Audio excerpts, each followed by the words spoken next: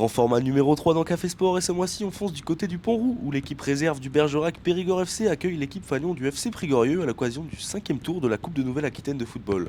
Un derby donc, mais pas comme les autres puisque les deux équipes qui évoluent dans la même poule de Régional 2 luttent depuis le début de la saison pour le seul ticket disponible pour la montée au meilleur échelon régional. La coupe elle appartient aux joueurs.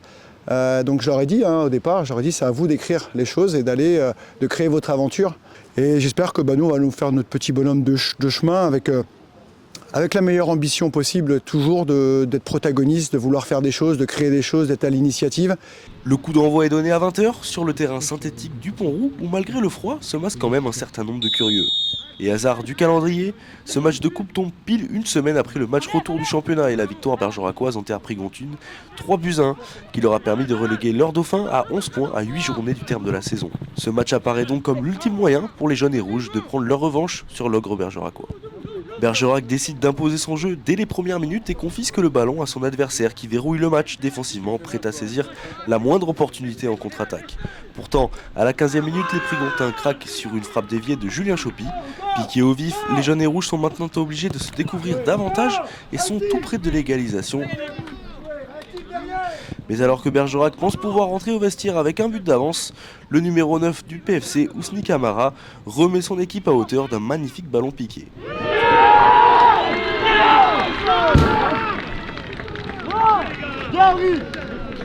Henri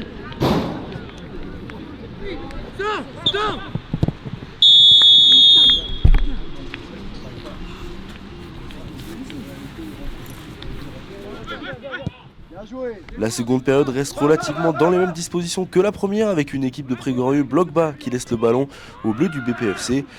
Quelques situations dangereuses à signaler, mais rien d'assez tranchant pour faire trembler les filets. Un but partout au terme du temps réglementaire. Place à l'incertaine séance de tir au but pour départager les deux équipes.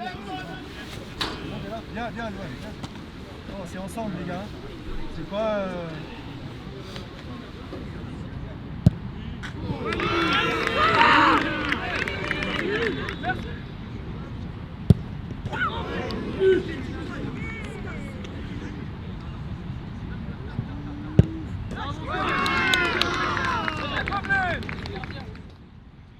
Et si les 9 premiers tireurs ne manquent pas leur cible, le numéro 10 Prigontin voit sa tentative repoussée par Geoffrey Nicoletti qui qualifie ainsi son équipe pour le tour suivant.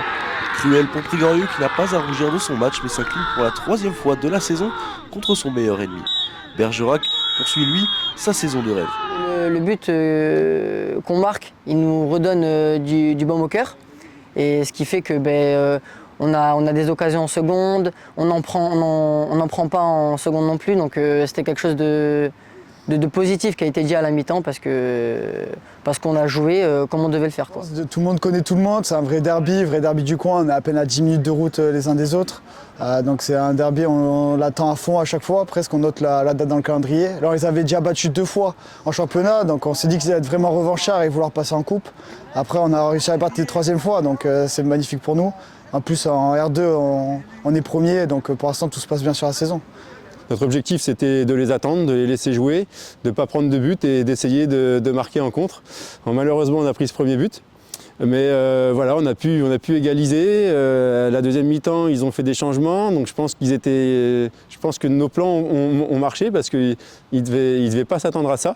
On a été solide, on ne prend pas de but, on concède très peu d'occasions la deuxième mi-temps. On a une ou deux sorties en contre-attaque qui auraient pu mériter de marquer et puis d'éviter d'aller au pénalty. Oui, on retient la qualification en coupe, c'est toujours l'essentiel.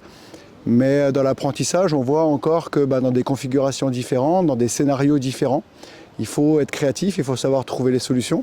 Et force est de constater que ce soir, ça a été compliqué. Donc un coup de chapeau quand même à cette équipe de Prigorieux qui s'est vraiment bien battue, qui n'a rien lâché.